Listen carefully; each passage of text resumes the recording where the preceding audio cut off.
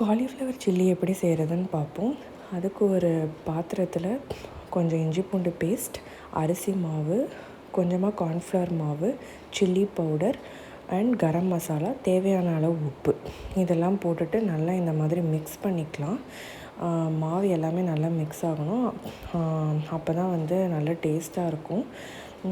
அரிசி மாவு வந்து நிறைய போட்டுக்கணும், அப்போ தான் கொரகொரப்பாக இருக்கும். கார்ன்ஃப்ளவர் அதை விட கம்மியாகவே போட்டுக்கலாம்.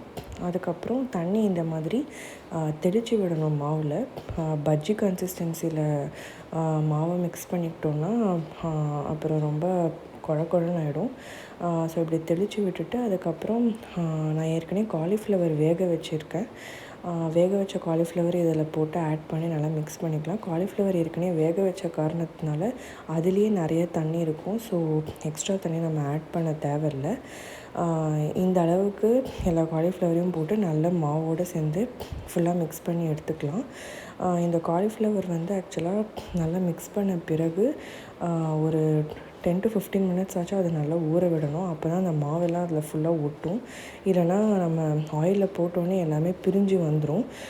ஸோ கொஞ்சம் நேரம் அதை நல்லா ஊற வச்சுட்டு அதுக்கப்புறம் வானலில் எண்ணெய் ஊற்றி மீடியம் ஃப்ளேமில் வச்சு எல்லா காலிஃப்ளவர் பீசஸையும் அதில் போட்டு அதுக்கப்புறம் ஃப்ரை பண்ணலாம்.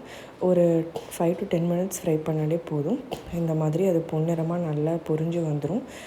நல்லா ஆக்சுவலாக கிறிஸ்பியாக இருந்துச்சு.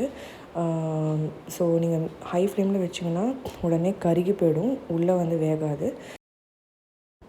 நீங்களும் ட்ரை பண்ணி பார்த்துட்டு எப்படி இருக்குன்னு கமெண்ட் பண்ணுங்கள். பாய் பாய்.